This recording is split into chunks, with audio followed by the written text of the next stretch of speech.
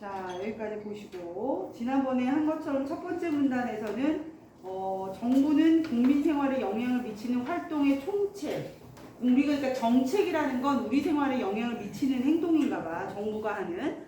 근데 그 총체의 이제 정책의 목표를 효과적으로 달성하기 위해서 이제 정책 수단의 특성을 고려해야 한다. 그러니까 특성 4가지를 했고 그 4가지가 어떤 형태의 문장 구조를 갖고 나타났었는지까지는 잘 확인을 했어요. 그래서 이제 두 번째 문단으로 가시면 정책 수단 선택의 사례로 환율과의 관련성을 얘기한 거였어. 그게 이제 오버슈팅 얘기였던 거거든. 기억이 나시겠죠?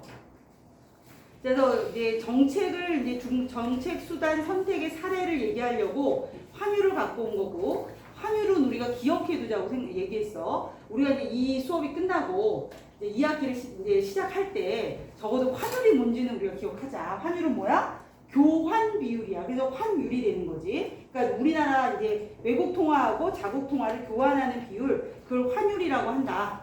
자, 그 다음 환율이라는 건 장기적으로 어떻게 된대? 별 문제가 없다는 거죠. 장기적으로는 다 이런 걸 잘 수렴한다. 자, 우리 다 알지? A 그러나 B. A가 중요해? B가 중요해? A 그러나 B. B가 중요하지. 아우, 선생님, 어머니, 아유, 우리 준우는 얼굴도 너무 잘생기고요. 애가 아주 밝고 명랑해요. 그러나, 왜 이렇게 나오면 그 그러나부터 이제 살짝 긴장해야 되는 거잖아. 그래서 이제 그러나 이것처럼 여기서 이제 장기적으로, 환율은 장기적으로 이렇게 수렴이 된다. 그러나 단기적으로 이랬을 때 이제 단기적으로가 중요한 거지. 자, 그럼 문장 구조도 봐봐. 그러나가 중심에 있고, 그러나가 있고, 장기적으로는 환율이 이러이러한 것, 환율을 여기다 써야겠다. 환율이라는 것은 장기적으로는 모두 이러이러한 현상이 수렴된다라고 했어. 수렴이 아니라 수렴된다 이렇게 했어. 그럼 이 그러나 뒤에는 어떤 내용이 나올까? 환율은 어떻게 장기적이 아니라 단기적일 때는 수렴될까 안 될까? 그러나요. 환율은 장기적으로 이러이러한 것들로 다 수렴이 됩니다. 라고 써 있었다. 그러면 그러나 단기적일 때 어떤 경우가 생긴다? 수렴이 안 될 수 있다. 이런 얘기가 나와야 되잖아. 수렴이 안 될 수 있다. 그럼 이 수렴이 안 될 수 있다라는 거 여기서 표현할 때 무슨 단어를 표현하고 있니? 어떤 단어로 표현해? 수렴 안 된다라는 얘기를? 괴리된다라고 표현한 거지. 괴리된다. 괴리가 뭐야? 동떨어져 있다. 수렴이라는 거 어떤 것을 모인다라는 건데 그게 아니라 동떨어져서 나타난다. 그래서 본문에서는 괴리라는 단어를 사용하고 있는 것뿐이야. 또 우리가 이거 예측할 수 있는 거죠. 그러나가 나왔으니까 그럼 단기적일 때는 되지 않는다는 뜻이구나. 그리고 보시면 그렇게 돼 있어요. 그래서 단기적으로 환율은 여기에 괴리될 때가 있다. 자, 괴리될 때는 다른 방향으로 갈 수도 있고 예상한 같은 방향으로 가지라도 너무 큰 변화. 너무 오른다든가 이런 식으로 변동의 폭이 커서 우리가 이제 어떤 거를 잘 이렇게 예측할 수 없는 큰 변동이 일어날 수 있다. 자, 근데 이런 일이 벌어지게 되면 이런 괴리 현상이 나타나면 뭐가 문제야? 경제 주체들이 과도한 위험에 노출될 수 있는 거죠. 그럼 나라가 그냥 냅둬야 돼? 이거 뭔가 손을 써야 되잖아. 과도한 위험에 노출될 수 있으니까. 경제 주체들이 위험해지면 안 되니까. 자, 이렇게 될 수 있다라는 얘기를 하는 거야. 그래서 환율이나 주가 등 경제 변수가 단기에 지나치게 나타나는 상승하거나 하락하는 거 우리가 뭐라고 한다? 밑줄 쳤었죠. 오버슈팅이라고 한다 그랬어. 자, 오버슈팅의 원인이 뭐라고 그랬나요? 자, 오버슈팅의 원인이 뭐래? 그래서 우리 지난주에 했잖아. 지지난주에. 오버슈팅은 왜 일어나는 거야? 뭐 때문에 초래된다?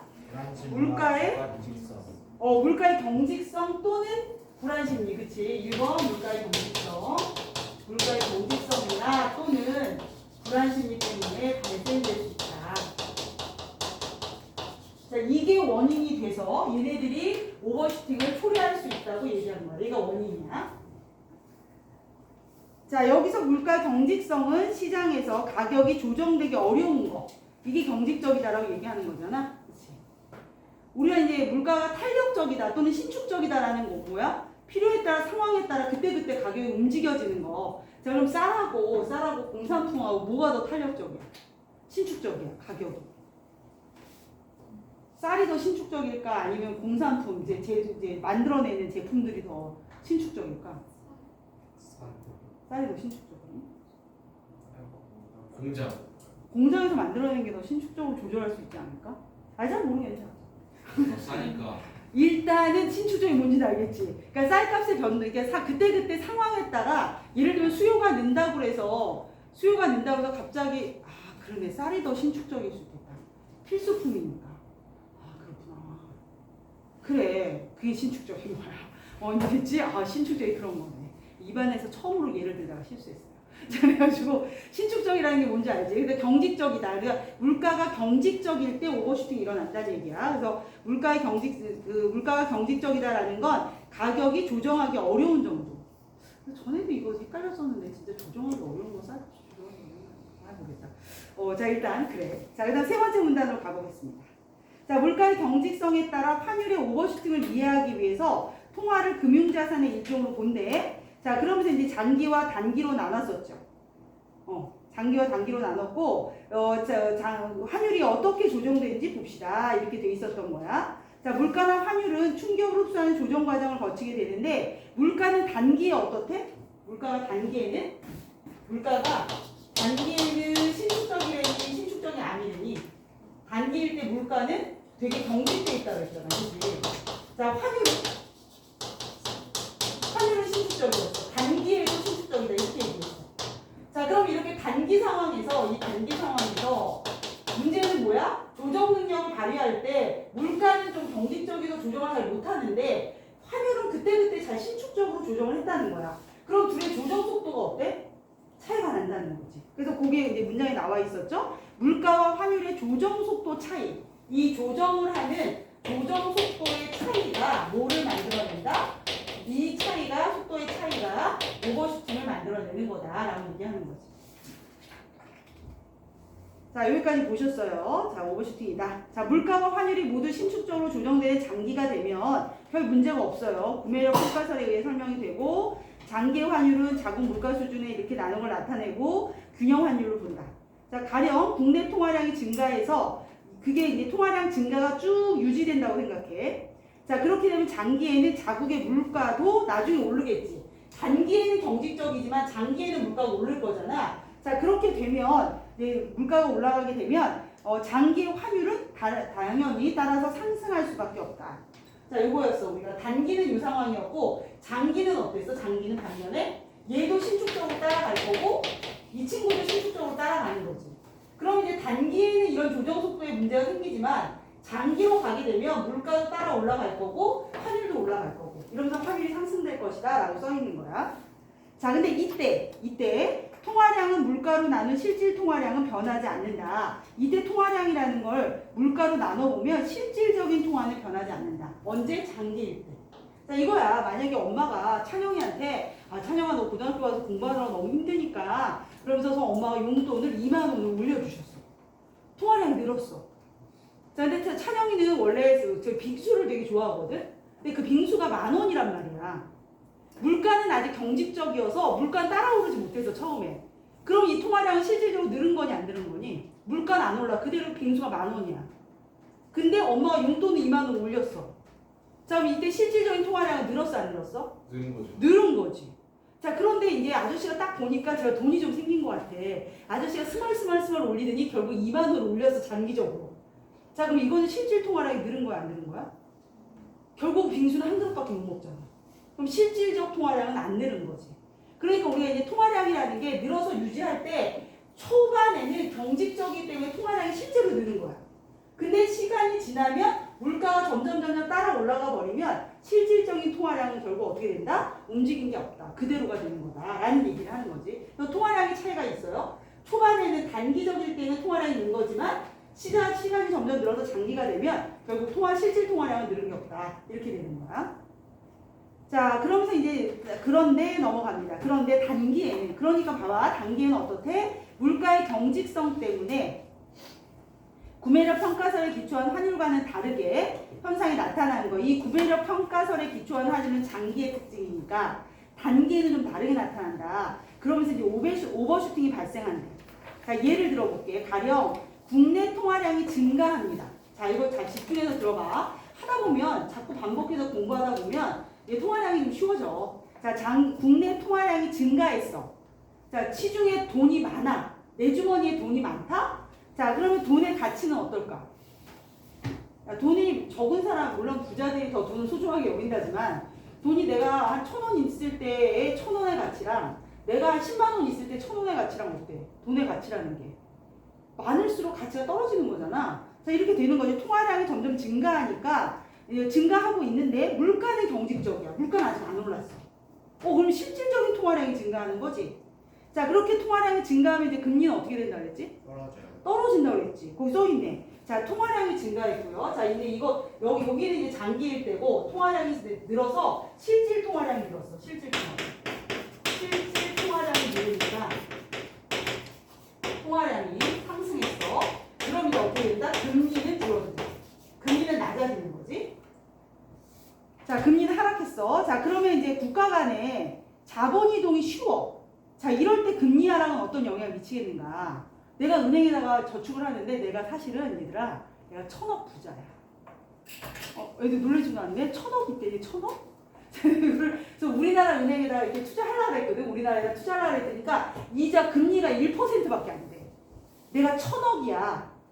자, 근데 여기 1%니까 10억밖에 안 주잖아, 이자를. 근데 이웃나라 일본은 글쎄 금리가 4%래. 그럼 여기는 얼마 주는 거야, 1년에? 40억을 준다는 거 아니야? 그럼 이거 똑같이 투자만 하면 되는데 여기서는 10억인데 여긴 40억이야. 그러면 내가 또 외국인이야, 사실은. 그래갖고 굳이 한국에다 내가 투자할 필요도 없어. 그럼 어떻게 하겠어? 이 돈 빼가지고 일본에다 넣을 거 아니야. 훨씬 이율이 크니까. 자, 그 얘기가 나오는 거지. 그래서 투자 기대 수익률이 하락하게 되는 거죠. 금리가 낮아지니까 투자해봤자 기대 수익률이 낮아져. 자, 그러자 단기성 외국인 투자자들이 어떻게 하는 거야? 이 자금을 해외로 빼내는 거지. 그럼 우리나라 돈의 가치는 인기가 좋아질까 나빠질까? 니네 거 좀 이자율이 별로네? 그러면 니네 돈 다 빼갖고 다른 나라에다 자꾸 투자하는 거야. 자, 심지어는 또 새로 유입되려던 투자도 잠깐 생각해보자. 여기 너무 좀 그래. 금리가 너무 낮아. 그러면 안 들어올 거 아니야. 그러다 보니까 점점 우리나라 화폐에 대한 인기는 어떻게 돼? 하락하는 거지. 하락하는 거야. 자, 그래서 거기 나옵니다. 그래서 단기성 외국인 투자 자금이 해외로 빠져나가거나 신규 해외 투자 자금이 유입되지 않고 위축되는 결과를 초래한다. 이 과정에서 우리 자국의 통화 가치가 어떻게 되는 거야? 인기가 없으니까 하락하는 거죠. 가치가 하락을 해. 가치가 하락하면 자, 환율은 어떻게 돼? 환율은 상승하는 거죠. 환율은 상승. 이런 일이 벌어진다. 자, 이거는 얘가 환율이 신축적으로 상승하는 문제가 아니라 단지 물가가 경직되는 바람에 발생되는 또 하나의 환율 상승입니다. 그러면 얘가 환율이 신축적으로 상승할 때 한 번 이미 상승하는데 여기에 물가 경직성 때문에 또 상승하잖아. 그래서 뭐가 벌어지는 거야? 오버슈팅이 일어나는 거다라고 설명하는 거지. 그래서 이거예요. 그래서 이제 통화량의 증가로 인한 효과는 물가가 신축적인 경우에 예상되는 정상적일 때의 환율 상승에다가 물가가 경직된 바람에 나타나는 추가적인 환율 상승이 더해지는 거다. 금리 하락에 따른 자금의 해외 유출, 물가가 경직돼서 실질적인 통화량이 늘고 그 통화량 때문에 금리가 하락하고 그래서 추가적인 환율 상승이 더해지는 거. 이렇게 더해지는 바람에 벌어지는 게 환율의 오버슈팅이다라고 얘기하는 겁니다. 자, 그럼 오버슈팅의 정도나 지속성은 어떻게 될 것이냐? 어떨수록 오래 가겠어? 물가가 계속 경직적일수록 오래 가겠지. 그래서 물가의 경직성이 클수록 더 크게 간다. 요뭐 할수록 이런 문장 나오면 신경 써야 돼. 뭐뭐 할수록 물가 경직성이 클수록 더 크게 나타난다. 자, 시간이 경과함에 따라 물가는 상승하고 물가도 따라 올라가겠죠. 아저씨가 눈치채고 슬금슬금 빙수값을 올리는 거야. 물가 따라 올라가지고 실질 통화량이 원래 수준으로 돌아오고 그렇게 되면 해외로 유출되었던 자금이 이게 반등하고 국내로 복귀할 수 있죠. 그럼 나중에 다 수렴될 수는 있을 거야. 장기적으로는. 그러나 단기적으로 일어나는 문제가 생기고 이런 단기적인 거는 과도한 위험을 노출시킬 수 있으니까 정부가 어떻게 해야 돼? 막아야지. 그래서 이제 5번 문단에서 이걸 막기 위한 다양한 정책 수단들을 소개하고 있는 거였죠. 강제성이 낮은 거에 어떤 것들이 있고 그 다음에 또 이제 직접성이 강한 것들에 어떤 것들이 있다라고 얘기를 하면서 결국 맨 마지막 문단에서 뭐라고 그러냐면 맨 마지막 문장 읽어보면 문장이 좀 기네요. 밑에서부터 한 다섯째 줄 올라가시면 이와 같이 정부는 기초 경제 여건을 반영한 환율의 추세는 용인하되, 용인은 뭐야? 환율의 추세는 받아들이되 사전적 또는 사후적, 미리 하던가 또는 나중에 하던가 미세 조정 정책 수단을 활용해서 이런 급등락으로 따른 위험으로부터 이렇게 금융시장의 안정을 꾀하는 것이다 라고 얘기하고 있는 거지. 그래서 이런 정책들을 그래서 사용하는 거다 라고 얘기를 한 거예요. 그래서 이 글에서는 정책 얘기를 시작해서 오버슈팅을 설명하고 그 다음에 정책을 사용하게 되는 이유에 대해서 설명하는 거로 글을 마감한 거지. 자, 아무튼 간에 이 당시에 이 문제가 좀 어려웠었어요. 그래서 이 당시 때만 해도 이제 점들 깜짝 놀래서 입만 열면 오버슈팅 했던 지문이 바로 이거였어. 그래서 우리가 문제 한번 확인해 보시면 36번의 정답은 그럼 몇 번일까요?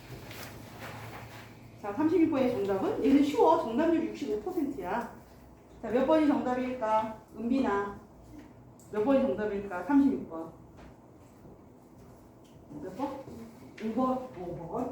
자, 또 5번이 나왔습니다. 36번의 정답. 자, 또 다른 친구. 하은이는 몇 번?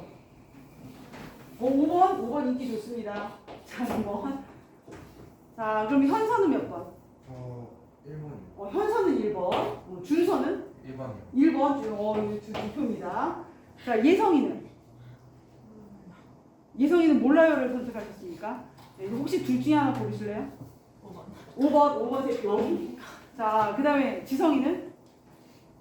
저는 개인적으로 과거에서는 1번을 했어요. 1번을 하셨습니까? 네. 그렇습니까? 네, 1번. 막상 막합니다. 자, 준혁이. 저요 1번이요. 1번. 대세가 1번으로 기우나? 선우.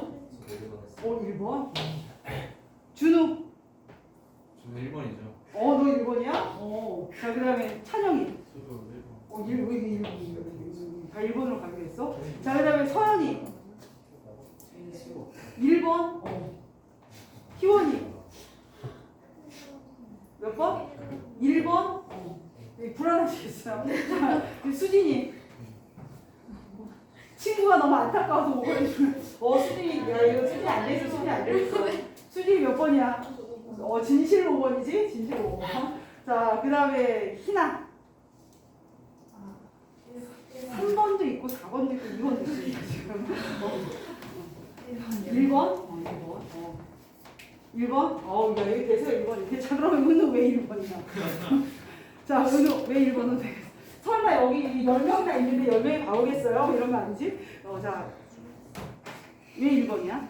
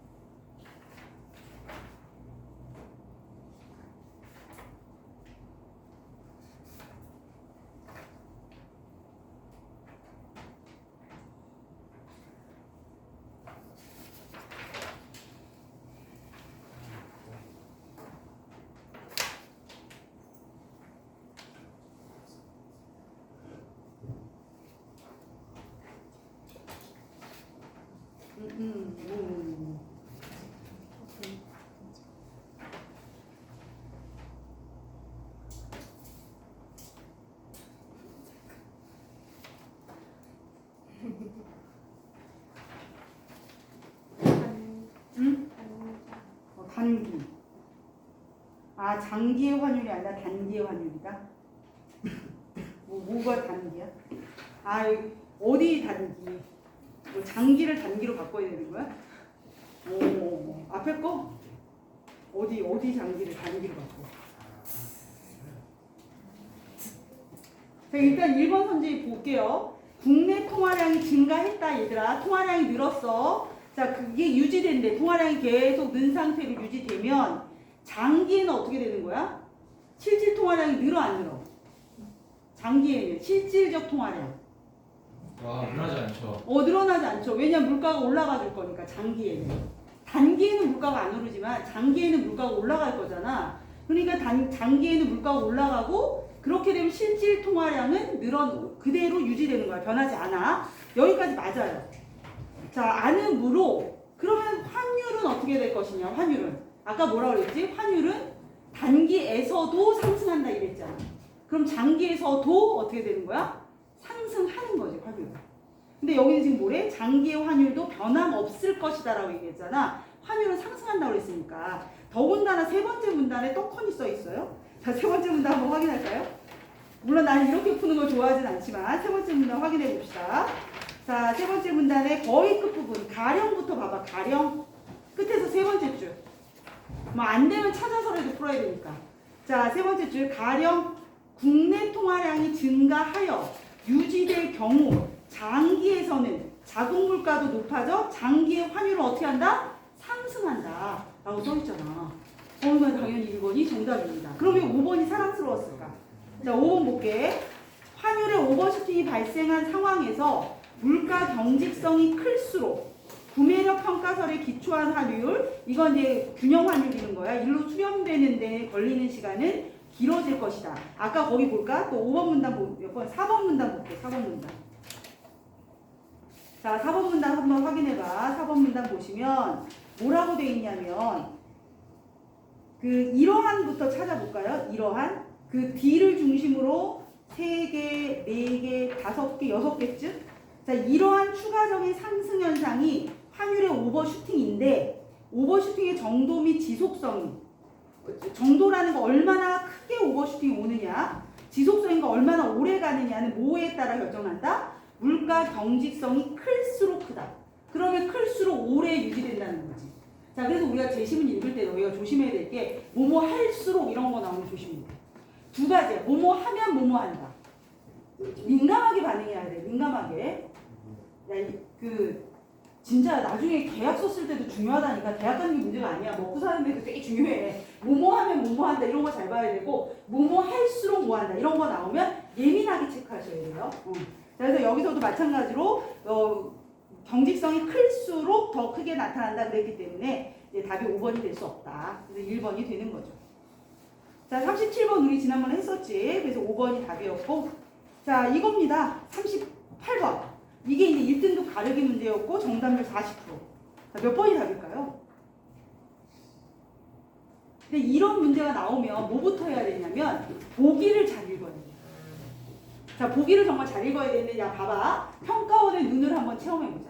평가원의 눈. 처음에 오버슈팅 얘기할 때 본문에 뭘 얘기했냐면 오버슈팅의 원인 두 가지를 얘기했었어. 기억나? 물가가 경직적이거나 아니면 불안 심리 때문에 오버슈팅이 난다 그랬어. 근데 실제로 우리 보기 제시문에서는 열나 뭐만 얘기해? 물가 경직성 얘기만 했지. 얘는 한 번도 얘기 안 했다?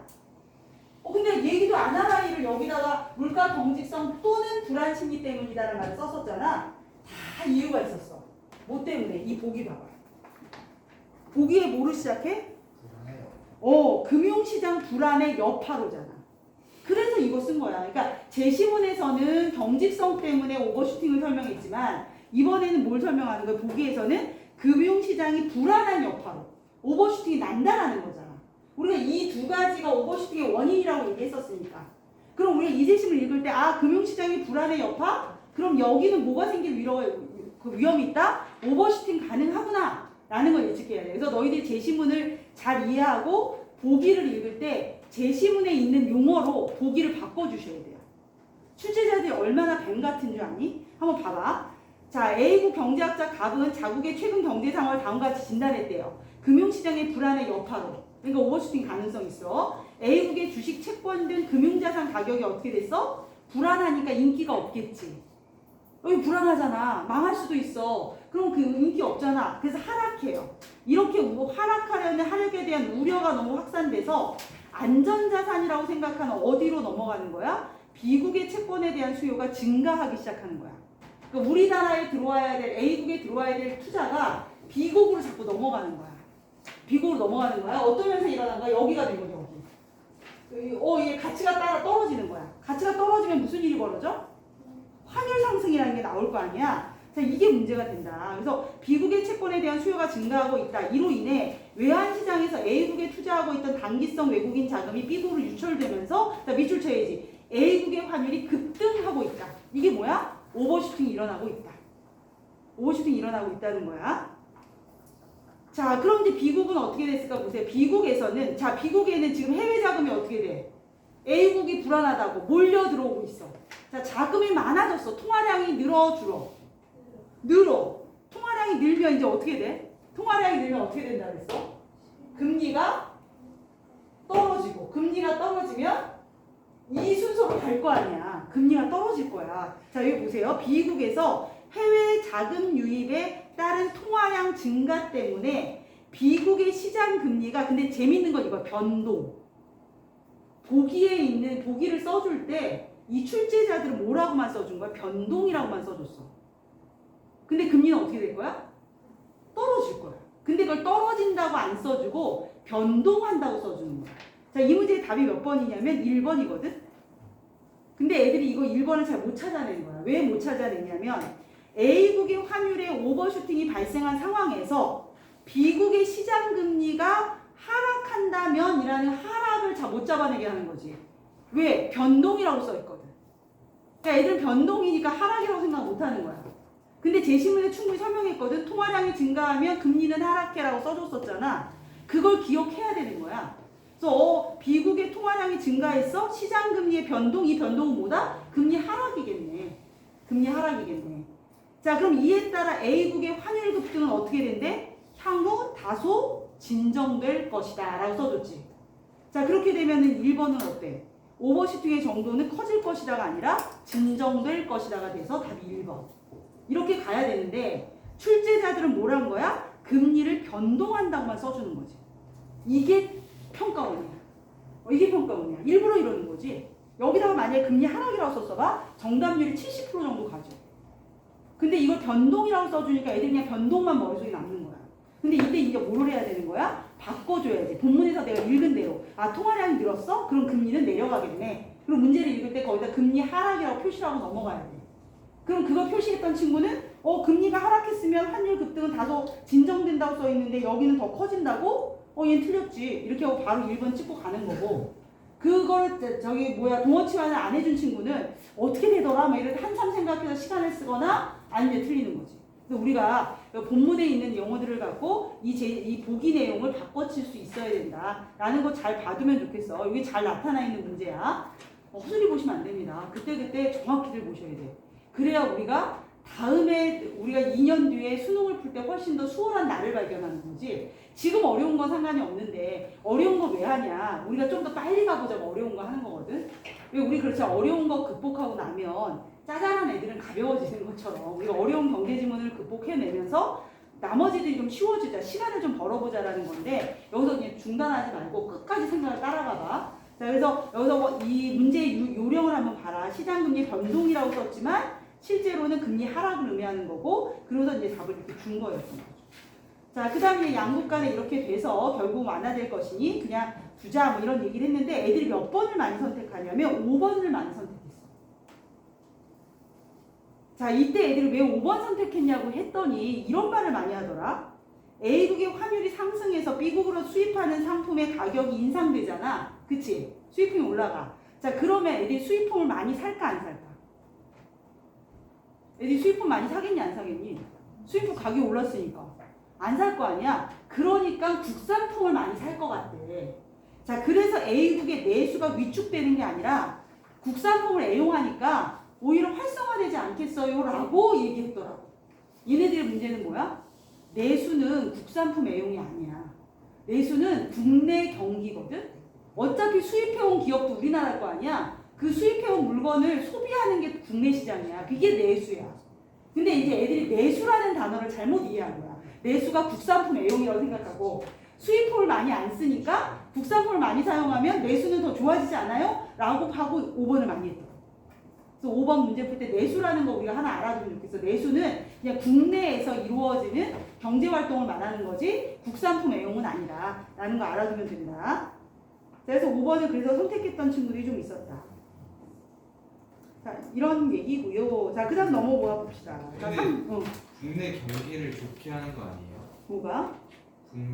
국산품을 사면 그 국내 경기가 좋아진다고 볼 수는 없고 국내 경기가 활성화된다는 건 국내에서 이제 소비가 많이 일어나는 걸 말하는 거여서 그러니까 수입품을 안 쓰는 것도 국내의 경기는 위축되게 만드는 거지. 근데 경상수지에서 흑자 적자는 만들어낼 수 있는데 국내 경기 자체를 볼 때는 내수 경제하고는 상관이 없어. 근데 경상수지라는 게 있잖아요. 수출과 수입으로 따지면 경상수지는 호전되겠죠. 수입품이 올라가면 수입을 좀 줄일 거예요. 그러니까 이미 해온 수입품이야 어쩔 수 없지만 이 기업이 그 외국에서 수입을 적게 하겠지 이제. 잘 안 팔리니까. 근데 이제 이미 들어와 있는 물건들을 잘 팔려야 내수 경기가 좋아지는데 계속 안 팔리고 경기가 안 도니까 내수 경기는 침체될 수밖에 없겠죠. 그렇게 보셔서 내수를 국산품 A형으로 본 경우가 있더라. 이거는 우리가 정확히 개념을 알고 가면 좋겠어요. 또 혹시 이 선제에서 이해 안 되는 게 있다. 괜찮은 표정은 아니지만. 그 3번에 시장의 조정이 제가 그 봤을 때 단어가 그렇게 빡빡 나오는 거 아닌가? 근데 여기서의 시장의 조정인 거죠. 시장의 조정, 우리 이게 뭐가 있었냐면 조정 과정을 거친다고 그랬잖아. 근데 이제 처음에 단기에는 조정 과정의 속도가 다르다 그래서 조정 속도의 차이가 오버슈팅을 만든다고 그랬잖아. 이렇게 조정을 하는 건데 이 조정의 시간이 경과한다는 건 뭐야? 점점 시간이 걸려서 장기가 되면 이런 뜻이 되는 거지. 그래서 시장의 조정 기간, 조정 과정을 거치는데 초반에는 경직성 때문에 물가는 안 올라가고 환율만 올라갔었는데 이제 시간이 점점 지나가면, 시간이 경과하면 장기가 되면 충분한 조정을 거쳐서 정상 균형 환율로 옮겨간다. 뭐 이런 뜻이 되는 거죠. 그래서 시장 조정이라는 건 시간이 흘러가는 거예요. 조정 기간을 거쳐서 뭐 이 정도 이해하시면 될 것 같아요. 공문에도 있었죠. 어떤 충격이 오면 이제 조정 과정을 거친다 이런 말을 했었어.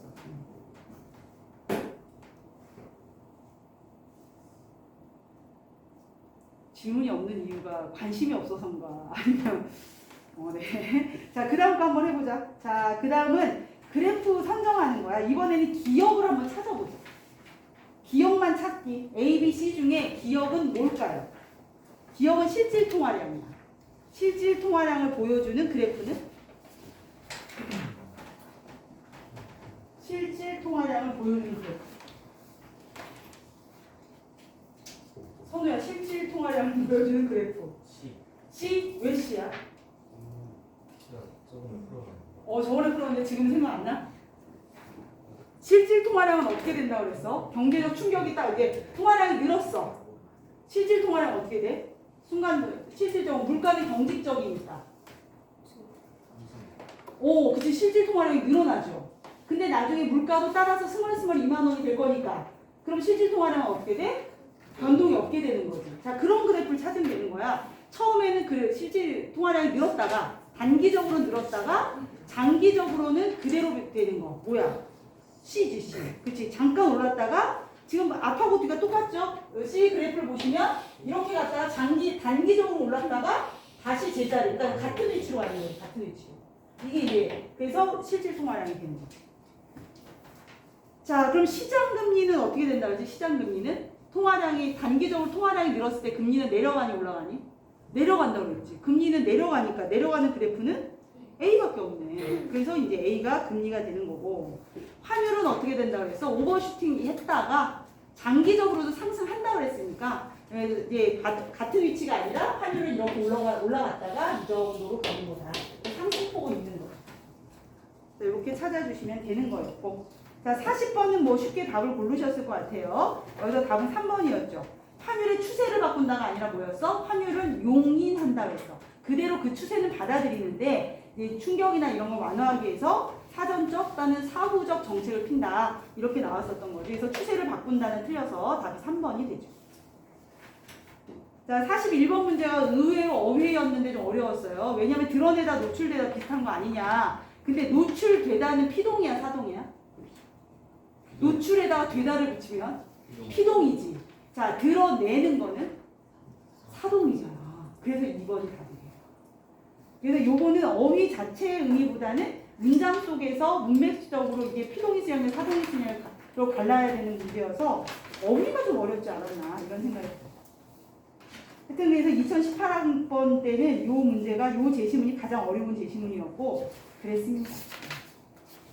자, 하나 더 가보겠습니다. 자, 우리 이거 지난번에 다 예습해오셨을 거라고 믿으니까 자, 1번 문단 보도록 하죠. 자, 통화정책이에요, 통화정책. 요 지문하고는 쉴 거야. 자, 통화정책 봅시다. 또 나왔어, 통화정책. 내가 그 경제를 왜 먼저 해보는, 경제는 공부해두는 게 좋다는 게 뭐냐면, 나오는 게 맨날 똑같아. 아마 너희 요번에 9월에 보는데도 환율 아니면 통화정책 뭐 이딴 거 나올 수도 있어, 또. 그러면 야호 막 이런 거 까불고 풀다가 또 틀리지 말고. 야, 이게 다 알아! 뭐 이러면서 풀지 말고. 그런데 진짜 많이 나오거든. 우리가 지금 몇 년 이거 기출문제 지금 몇 집은 안 풀었지만 채권 아니면 환율 아니면 계속 그 얘기가 나오잖아. 내가 의도적으로 그것만 고른 건 아니야. 너희들한테 야 봐봐 맨날 똑같은 거 나오지라는 걸 보여주려고 일부러 환율하고 정책만 고른 게 아니라 그 나온 거 몽땅 갖다가 들어 옮긴 건데 전부 이 내용만 나오는 거야. 계속 반복되는 거거든. 이제 좀 기억해 두시면 좋겠어요. 자, 1번 봅시다. 통화 정책. 자, 지난번에 그랬어. 통화량이 늘어나면 금리가 떨어진다 그랬잖아. 내려간다. 근데 금리가 내려가면 어떤 일이 벌어져? 환율이 환율도 상승하고 금리가 내려가면 사람들이 저축을 많이 할까 안 할까? 안 하죠. 대출은 많이 할까 적게 할까? 금리가 싸요. 대출을 어떻게 할까? 이자가 별로 안 나가요. 돈 빌려도 그 이자가 축구리만큼 나가. 준영이가 있잖아. 1,000만 원을 빌렸는데 이자가 200원이래. 1년 동안. 그러면 그 빌릴 거 아니야. 빌릴 거 아니야. 그치? 그러니까 사람들이 자꾸 빚내서 돈 쓰고 근데 저축은 안 하고 그럼 시중에 통화량이 어떻게 돼? 엄청 많아지겠지. 그럼 주머니에 돈이 많으면 전에는 빙수가 10,000원일 때 안 사 먹을 수 있었지만 이제는 20,000원이 돼도 사 먹어. 왜? 막 돈 빌렸든 어떻든 주머니에 돈이 많잖아. 그러니까 물가가 점점 올라가는 거지. 이게 문제야. 그래서 경기가 활성화되는 건 좋은데 물가가 너무 많이 올라가거든. 이런 거 이제 많이 올라가는 물가를 뭐라고 그러죠 우리가? 전문 용어 인플레이션. 그래서 아르헨티나가 인플레이션이 어마어마하게 지금 올라가고 걔네는 벽지로 벽을 바르는 것보다 돈으로 바르는 게 더 싸다. 이제 그러고 있는 거 아니야? 현재 상황이야. 110 몇 % 올랐다는데? 하여튼 그래서 어마어마하게 오르고 있대요. 그래서 경제학자들이 인플레이션이 정말 무섭대. 그래서 이렇게 동물로 표현할 때 인플레이션 호랑이로 표현한다는 거야. 경제에서 제일 무서운 문제. 자, 그러면 이걸 잡아야 될 거 아니야. 잡으려면 어떻게 하면 잡냐? 억제요. 어떻게 억제할 수 있는데? 금리를 올려요. 그쵸. 금리를 올리는 수밖에 없는 거야. 그러니까 원래는 금리가 낮아지는 거지만 정책적으로 금리를 올리는 거지. 금리를 올리면 사람들이 뭐를 안 할까? 대출 이자가 너무 비싸니까 대출 일단 안 할 거고 또 은행에다 돈 맡겨두면 이자가 많이 붙으니까 이거 괜찮은데? 그러면서 이제 저축 많이 할 거고 그러면서 시중에 돈을 양을 줄이는 거지. 그래서 이제 통화량을 줄이는 거죠. 자, 그럼 물가는 안정될 수 있는데 뭐가 또 안 되니? 애들이 대출해갖고 기업도 만들고 대출해서 장사도 하고 이래야 되는데 이게 좀 잘 안 돌아갈 거 아니야? 단점이 뭐야? 경기가 위축되는 단점이 있는 거지. 이게 계속 돌고 하는 거야. 이럴 때 이제 그때 정책을 이제 쓰는 것이 이제 나라가 하는 일이겠지. 자, 그래서 그런 내용이 또 나옵니다.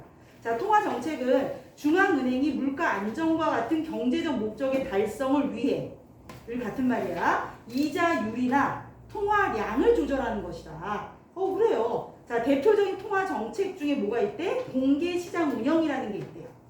자, 공개시장 운영은 중앙은행이 민간 금융기관을 상대로 이번에 뭘 매매해? 채권을 매매한대. 자, 이것도 한번 볼게. 자, 중앙은행 우리나라 중앙은행이 어디라고 그랬어? 한국은행. 자, 중앙은행이 이렇게 금융기관에게 뭐를 하는 거야? 뭐를 사와? 채권을 매수한대요. 채권 매수. 자, 그럼 얘가 채권을 매수해서 채권을 가져오는 대신 그럼 여기로 뭘 줬을까? 뭘 주고 채권을 매수했을까? 그치, 돈이 다음을 말하는 통화야, 통화. 자, 돈을 주고 뭐 한 거야? 근데 채권을 매수해왔어. 자, 이 금융시장에는 그러면 돈이 늘어나겠니? 줄어들겠니? 채권을 사오고 돈을 풀어줬어. 그럼 또 어떻게 통화량이 늘어나는 거지. 통화량이 늘어나는 거지. 자, 그래서 얘는 그럼 지금 어떤 상황일 때 중앙은행은 채권을 매수할까? 경기가 위축돼 있을 거야? 아니면 지금 위축돼 있다? 아니면 활성화돼 있다? 활성화돼 있을 때 채권을 매수할까? 아니면 위축돼 있을 때 매수할까? 활성화돼 있을 때? 위축돼 있을 때 매수하겠죠. 왜? 돈이 풀어줘야 되잖아. 돈을 풀리는 거. 자, 근데 반면에 경기가 너무 활성화돼 있어서 인플레이션이 걱정이야. 자, 그때 돈을 좀 걷어와야 되겠어. 이럴 때 이제 어떻게 하는 거야? 채권을 매도예요. 매도하는 거죠. 채권을 매도하는 거. 채권 매도. 채권을 매도하면 채권을 매도해서 얘네들한테 채권을 주면 얘는 뭘 받은 거? 돈을 끄집어 오는 거죠. 여기는 돈을 빼와. 그러니까 이제 통화량이 어떻게 되는 거야? 줄어드는 거야. 그런데 어. 그 채권을 파는 사람이 경제적으로 안정적이어야 우리가 이제 아까 얘기한 것처럼 얘는 금융기관으로부터 산다고 그랬잖아. 그러니까 금융기관들을 이용해갖고 이게 통화량을 조절하는 거여서 개인의 문제라고 보실 필요는 없어요. 그러니까 개인에게 채권을 사오는 게 아니라 금융기관의 채권을 가져오는 거니까 그 전체 이제 그 안에 있는 경제 구조를 움직이는 거지 어떤 그 개인의 안정이냐 뭐 이런 거는 지금 우리가 다루고 있는 게 아니니까 어쩌면서 이거는 미시경제가 아니라 거시경제라고 보면 될 것 같아요. 그러니까 개인의 문제를 생각할 필요가 없고 전체 금융 이 구조만 생각하면서 글을 읽어주면 돼요. 일단 가겠습니다. 자, 그래가지고 거기 밑에 설명이 또 나와. 자, 이제 공개시장 운영은 중앙은행이 민간 금융기관을 상대로 채권을 매매해서 금융시장의 이자율을 정책적으로 정해놓은 기준금리. 현재 우리나라는 기준금리가 3.5%예요. 이런 수준으로 접근시키는 것을 말한다. 자, 우리나라 기준금리가 지금 3.5%다. 미국은 얼마인지 혹시 알아? 높지 않을까요? 미국은 5.5%야. 근데 미국은 5.5%인데 왜 우리나라는 3.5%일까? 미국이 미국이 한 4차례 올렸잖아요. 돈을 같이 그 환율을 올렸으니까 우리나라는 올리는 건 올리는 만큼인데 미국이 우리나라보다는 비싸니까 확실히 미국이 많이 올렸지 않을까요? 물가는 확실히 대한민국에서 체감하는 것보다 미국에서 체감하는 게 훨씬 더 비싸다라고 하시잖아요. 그럴까? 그것도 있는데 원래는 미국의 금융 기준금리를 이제 어느 정도 따라가는 게 맞대요. 근데 뭔가 의도가 있다는 거야. 우리나라 금융 기준금리를 올릴 수 없는 의도가 뭐였을까? 다른 나라가 있으니까. 다른 나라가 있어서? 그러니까 우리나라는 가계부채가 높은 나라야, 적은 나라야? 높아요. 우리나라 겁나 높은 나라야. 전 세계 거의 1, 2등 한데 가계부채. 자, 가계부채가 굉장히 높은 나라인데 금리가 기준금리를 쭉쭉 올리면 난 미국 기준금리에 따라서 연방 기준금리에 따라서 올려주면 우리나라 가계부채가 많은데 그러면 가계가 어떻게 돼? 이자를 내느라고 너무 힘들거나 가계의 부도가 나겠지. 그럼 우리나라 큰일 나잖아. 그러니까 못 올리는 거죠. 자, 그리고 큰일이 나면 이제 어떻게 돼? 이 원성은 다 어디로 갈까? 광고. 국가에게 가겠지. 내년에 뭐가 있어? 총선이 있잖아. 근데 그 전에 이게 팍 터져갖고 이놈이 나랑 어쩌고저쩌고 이렇게 되면은 총선에서 어떻게 되겠냐? 눌러놔야지 지금. 눌러놔야지. 그래서 지금 눌러놓고 있는 거죠. 3.5%. 그러니까 이렇게 간신히 누르고 있는 거죠. 온 힘을 다해서. 왜냐면 이게 금리가 막 이게 원래는 미국의 기준금리에 따라서 이렇게 어느 정도 연동해줘야 되는데 이게 2포인트나 차이 나는 건 굉장히 큰 차이거든? 그걸 우리가 다 떠안고 있는 거야. 기준금리가 낮으면, 자, 우리나라 금리가 낮아. 그럼 우리나라에 투자를 할까 안 할까? 안 하거든, 지금. 왜 저기는 지금 5.5%인데 우리는 3.5%야. 그럼 아까 우리 좀 전에 읽었잖아. 외국 해외 투자자들이 한국에다 투자하겠어요? 안 하지. 그럼 우리나라 환율은 지금 또 어떻게 돼? 해서 올라가는 거죠, 환율. 그래서 우리 그렇게 되는데도 불구하고 왜 못 올리냐? 그러니까 어느 정도 맞춰줘야 되는데 왜 못 맞춰주고 있느냐? 가계부채가 너무 많으니까. 근데 이 가계부채가 많은 상태에서 금리를 쭉쭉 올리면 불만이 많아지고 불만이 많아지면 이게 정부를 향할 거잖아. 그렇게 되니까 지금 누르고 있는 거죠. 그래서 우리가 이런 금리나 이런 모든 게 다 연결돼 있는 거야. 열심히 공부해야 돼. 그래서 이걸 왜 너희들한테 가르쳐? 니들이 이거 알아야 되거든. 대학생이 되고 어른이 될 때 알아야 되니까 되게 중요하게 다루는 겁니다. 그래서 잘 공부해 두시는 게 참 필요해. 자, 그래서 이렇게 이제 되는 건데, 자, 제시문을 한번 또 다시 확인해 볼게요. 자, 포기하지 마. 아예 선생님이 이딴 게 어려운 것만 가르치고 난리야 이러지 마. 난들 어려운 거 설명하고 싶겠니? 야, 니들 읽으면 답 탁탁 나오고 막 쉬운 제시문 골라라 하면은 만족감도 있고, 야, 괜찮은데 오늘 잘 풀리는데 이러면서 갈 수는 있는데 그렇게 단장 지금 기분 좋으면 뭐 할 건데. 그러니까 좀 힘들어도 잘 따라와 주면 좋겠어. 자, 그래서 중앙은행이 채권을 매수하면, 채권 매수입니다. 중앙은행이 채권을 사오면, 매수하면 이자율은 하락하고 채권을 매도하면 이자율이 상승한대. 왜 그렇게 되는 거지? 아까 뭐라 했어? 통화량이 여기에 느니까. 여기 통화량이 넣으면 이자율이 어떻게 되겠어? 이자율이 하락하지. 이자율이 하락. 애들이 참 금리하고 이자율도 헷갈리더라. 야, 금리 할 때는 왜 미야? 돈 먹지.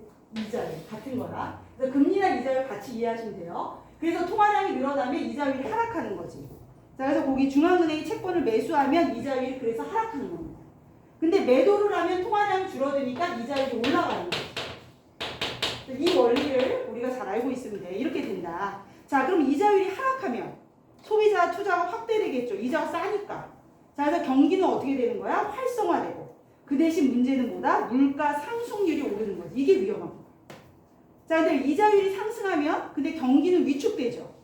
투자를 못하지. 돈을 못 빌리니까. 너무 비싸서.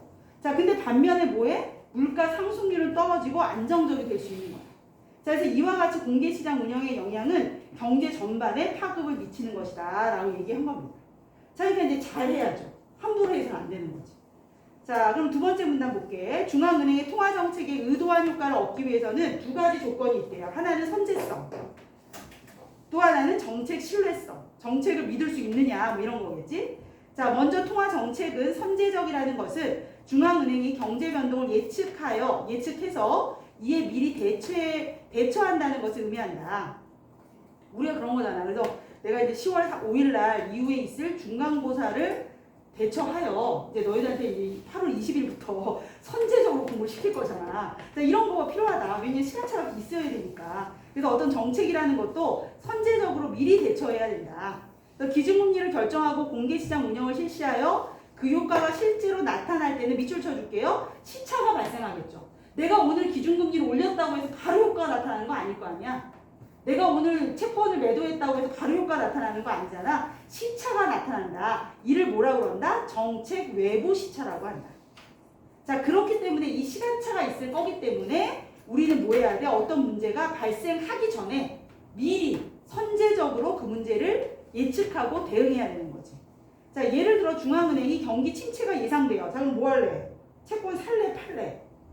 딱 보니까 경기가 침체될 것 같아. 그럼 채권 살 거야 팔 거야? 채권 살 거야 팔 거야? 경기가 침체될 것 같아. 안 사죠. 채권을 사와야지. 채권을 사와야 돈이 일로 들어갈 거 아니야. 채권을 사와야 됩니다. 채권을 사와. 자, 근데 이렇게 해서 돈을 돌려야 될 거 아니야. 자, 그런 건데, 자, 봐라. 예를 들어서 중앙은행이 경기 침체 국면에 들어서야 비로소 그때 가서 기준금리를 인하해. 그때 가서. 경기 침체 됐는데, 그때 가서 금리를 낮춰. 자, 그러면 이제 이게 나타날 때쯤 가면 아까 조정 능력이라는 게 있어서 스스로 침체 국면을 벗어난 시점이 됐을 때 그때 가서 효과를 발휘하게 되면 이미 이제 침체 국면을 벗어났는데 거기에 정책 효과가 덧불어져. 그럼 이제 뭐냐면 원치 않던 과열이 되는 거지. 뭐 이런 일이 벌어진다. 그러니까 어떻게 해야 된다? 침체되기 전에 미리 선제적으로 해야 된다라는 내용이야. 자, 그래서 이건 뭐 어렵지 않죠. 선제적으로 정책을 펴야 된다. 그런 내용이고. 자, 세 번째 문단. 또한 통화 정책은 민간의 신뢰가 있어야 된다.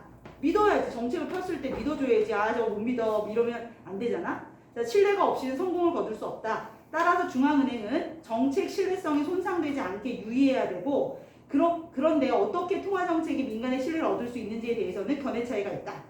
프리드먼이라는 사람은 정책 목표나 운용 방식을 준칙으로 삼아야 된대요. 그래서 뭐라고 그랬냐면 어떤 상황에서도야. 어떤 상황에서도라는 건 뭐야? 혹시 지키다가 불이익이 오더라도 어떻게 해야 된다? 꼭 지켜야 된다. 이게 준칙다. 자, 가령 중앙은행이 물가 상승을 목표치를 민간에게 약속했어요. 내가 물가 상승을 여기까지 할게 라고 약속했어. 민간이 이 약속을 믿었어. 그래서 물가가 안정됐거든요. 자, 물가가 안정되고 나면 이제 또 무슨 생각을 해? 아, 이제 경기를 좀 활성화시켜야 되는데 이런 생각이 들 거 아니야. 경기를 활성화시키기 위해서는 금리를 어떻게 해야 되니? 낮추고 또 조절을 해야 되는데 근데 아까 약속했던 거에 좀 어긋나잖아. 물가가 일단 안정이 되고 나면 중앙은행에서는 이제 경기를 좀 띄워야겠다라는 걸 고려해 볼 수는 있는데 그럼 이때 와서 이제 문제는 뭐냐? 민간이 이 비일관성 언제는 경기를 위축시키려 이제 안정시키겠다고 하더니 이제는 또 부양시키겠다고 하고 이렇게 왔다 갔다 하고 하면 중앙은행에 대해서 뭘 하지 못하는 거야? 신뢰를 못하겠다 너를. 이런 문제가 생길 수 있다. 자, 이럴 때 준칙주의자들은 어떻게 하냐면 약간 부양을 못하더라도 어떻게 해야 된다? 약속을 지켜야 된다라고 생각하는 거야. 거기다 밑줄 쳐야 돼. 자, 준칙주의자들은 이런 경우에 중앙은행이 애초의 약속을 일관되게 지켜야 된다. 자, 그럼 이거는 신축적으로 대응하자는 뜻이야? 아니면 대응하지 못하더라도 약속을 지키자는 뜻이야? 약속을 지키자는 뜻이야. 근데 우리가 이럴 때 조심해서 읽어야 돼. 뭐냐면 우리는 기본적으로 신축적 대응이라는 단어에 대해 긍정적이니 부정적이니? 되게 긍정적이거든. 신축적 대응 되게 좋은 말 같아. 근데 이거를 그럼에도 불구하고 이게 오라라고 이걸 지키는 게 오라라는 거에 되게 약간의 거부 반응이 생길 수 있거든. 그래서 여기서 이렇게 써 있다는 거 꼭 눈여겨 보셔야 되는 거예요. 대응을 못해서 못할지라도 뭐 해야 된다? 애초의 약속을 지키는 게 중요하다가 준칙주의. 자, 그 다음에 이제 4번. 그러나 민간이 사후적인 결과만으로 중앙은행이 준칙을 지켰는지 판단하기도 어렵고 중앙은행이 준칙을 지킬 것을 강제할 수도 없다. 그러므로 준칙주의와 대비되는 게 밑줄 재량주의. 자, 재량주의는 어떤 거예요? 신축적인 정책 대응을 말한다. 자, 준칙주의의 엄격한 실천은 현실적으로 어렵다고 보는 거죠. 자, 아울러 준칙주의가 최선인지도 잘 모르겠고 그래서 예상보다 큰 경제 변동이 있으면 사전에 정해둔 준칙이 장애물이 될 수도 있기 때문에 자, 그 다음 문장 잘 읽으셔야 돼요. 정책 신뢰성은 중요해. 누가 안 중요하다니? 중요하지만 이를 위해 중앙은행이 반드시 준칙에 얽매일 필요는 없어. 이게 재량주의. 이렇게 이제 구분했던 거죠. 자, 그리고 이제 문제 한번 확인하시겠습니다. 자, 이미 풀어오셨을 테지만 내 답이 정말 맞는지 스스로에게 답변을 한번 주시고요. 43번 정답률 25%. 자, 우리 한번 도전해 봅시다. 25%야. 자, 43번은 꼭 다 풀기 싫다. 그러면 43번만이라도 풀어봐. 자, 이건 이제 전체에게 또 답을 물을 거니까. 자, 43번에 도전해 주세요.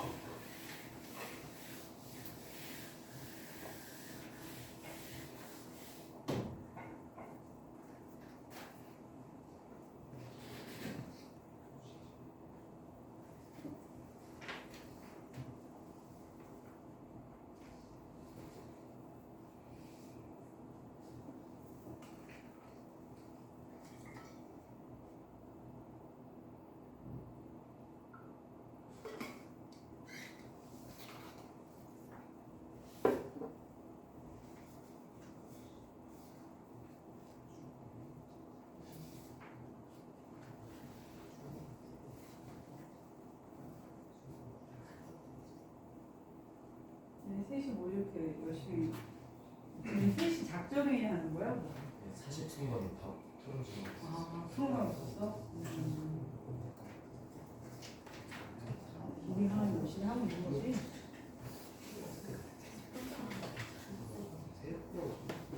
마스크 쓴 것도 안 쓰겠네, 사실아?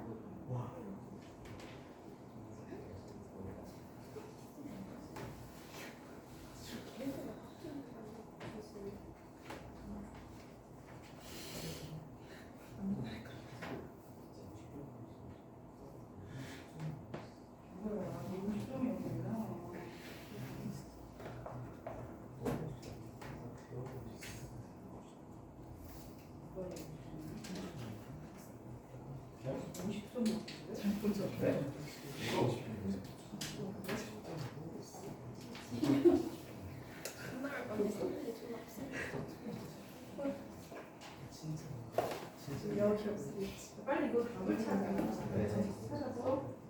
다들 똑같은 답이 3번이야?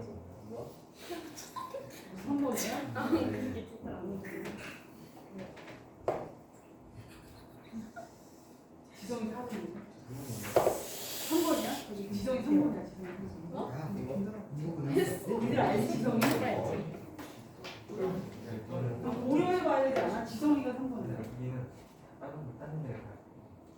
선생님 맞았어. 내가 1번 너가 1번 내가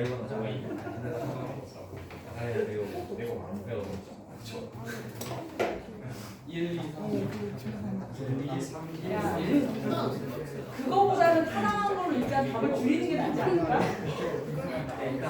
일단 친구. 근데 야, 근데 강준혁이는 저렇게 진지하게 야, 제 표정 봐. 얘들아, 우리 강준혁이 표정 좀 봐줄래? 너무 진지하게 1, 2, 3, 4, 5를 나누기를 하고 있어 지금. 근데 너무 너 표정은 진지해.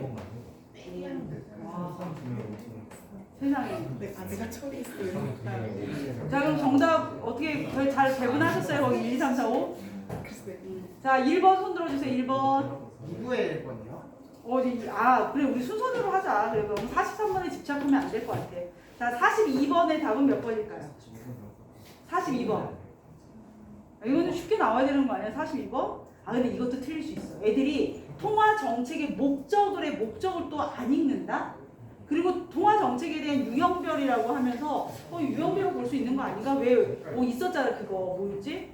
아까 뭐 준칙주의 뭐 이런 것도 있고 선제적 이런 게 있으니까 그것도 유형이라고 또 봐가지고 애들 1번 안 고르고 막 그러더라. 1번이 답이죠. 정책 목적을 유형으로 나눈 적은 없어. 정책 목적을이기 때문에 1번이 답으로. 자, 43번 드디어 나왔습니다. 43번 1번이 답이다. 자, 2번 3번 3번 손 번쩍번쩍 3번 왜 또 찬영이가 3번이 됐어? 3번 여기 준우는? 4번. 넌 4번 준우 4번 근데 5번 5번은 2명? 야 5번 2명이야? 여기는 몇 번이세요? 여기 몇 번? 다시 야야 1번 2번은 아닌가 봐 답이. 3번은 아까 들었고 너 아까 아니었는데 너도 3번이었어? 3번. 그냥 저도 이제 막 풀었을 때. 인제 맞벌어서 3번. 네. 3번 좀 많고. 애매해가지고. 4번은 준우 혼자? 저 3번으로 바꿀래. 너 3번으로 바꿀래? 자, 그 다음에 5번은 5번은 3명? 안 되는 사람들은 뭔데? 진짜. 선택을 해. 결정이 빨라야 된대. 성공하는 사람의 특징은 결정을 빨리 한다. 자, 이런 문제 나오면 보기부터 씹어주고 가라 그랬어. 자, 씹어봅시다. 자, 어떤 가상의 경제에서, 자, 어떤 가상의 경제에서 2000년에 1월 1일부터 9월 30일까지 세계 분기 동안, 분기가 뭔지 모르는 애가 있더라? 1년은 몇 분기야? 4분. 그래, 4분기야. 한 분기는 몇 달이야? 석 달이야. 자, 3분기 세계를 분기 동안 중앙은행이 기준금리가 몇 퍼센트? 4%로 유지되는 가운데 다양한 물가 변동의 요인의 영향으로 물가 상승률은 아래와 같다. 단 각 분기의 물가 변동은 서로 관련이 없대. 이런 조건을 줬어. 자, 그래서 기준금리 제한때 4%고 물가 상승률은 2%, 3%라고 예상하고 있는 거죠. 자, 경제학자 병씨는 얘들 병신으로 들어가지고 나는 그냥 병씨 병이라고 나와있지만 존대해서 병씨 이렇게 읽은 건데 애들이 이거 병신으로 읽어. 자, 경제학자 병씨는 자 1월 1일에 위표의 내용을 예측할 수 있었어요. 1월 1일에 예측했습니다. 국민들의 생활 안정을 위해 물가 상승률을 매 분기 2%로 유지해야겠대. 자, 그러면 지금 현재 1분기는 2%, 3%인데 이 사람이 병이 생각하기에는 몇 퍼센트가 좋다? 2%가 좋다. 그럼 이때 물가 상승률 어떻게 돼? 낮춰야지. 자, 물가 상승률을 낮추려면 금리는 어떻게 해야 돼? 올려야 돼? 낮춰야 돼? 금리를 올려야 시중에 있는 통화량을 줄일 수가 있는 거잖아. 통화량을 줄여야 물가를 안정시키는 거니까 이걸 본문에서 이해하고 왔어야 돼. 자, 그래서 그럼 이때 뭐를 해야 돼? 이때 기준금리를 어떻게 해야 되니? 올려야 되지. 기준금리를 올려야 되지. 금리 올려야 돼. 자, 그러면서 이제 올려야 된다. 이를 위해 이제 선제적인 통화 정책을 제안했으나 우리 병씨는 받아들여지지 않았어요. 자, 그리고 경제학자 병이 고려한 사항들을 줬습니다. 기준금리가 4%로부터 1.5%만큼 변하면 여기 변한다라고만 썼지만 우리는 올릴 때 낮을 때를 알고 있어야 돼. 자, 1.5% 변하면 물가 상승률은 위 표의 각 분기값을 기준으로 1%만큼 달라진대. 자, 그럼 여기서 금리를 얼마로 올려야 돼?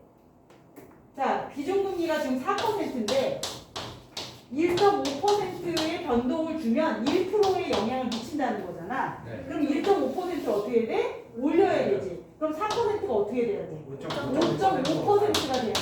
5.5%. 자, 5%가 돼야 1% 정도의 금리를 하락시킬 수 있는 거죠.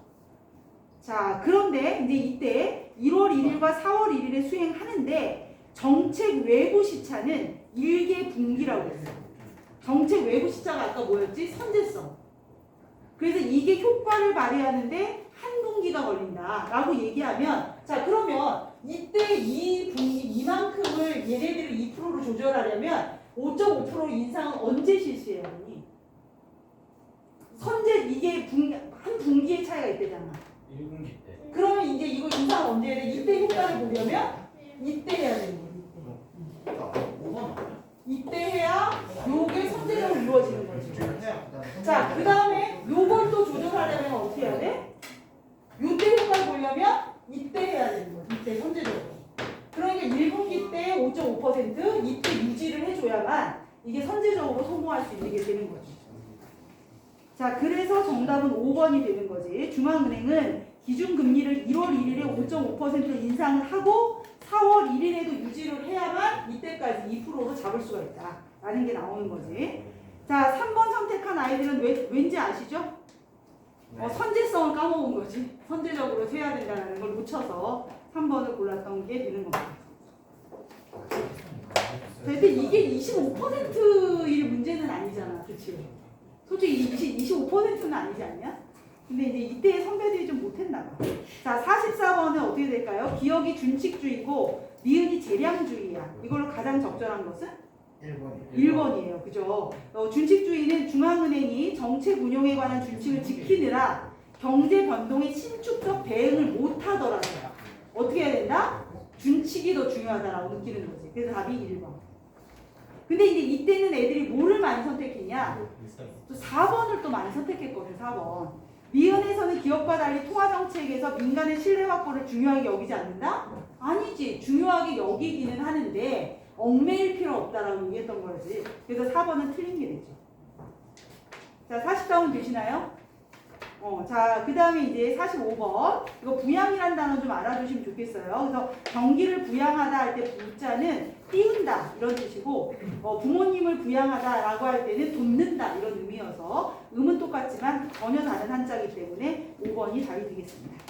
자, 여기까지 하고 좀 쉬었다가 다음 주 재심을 해보도록 하겠습니다.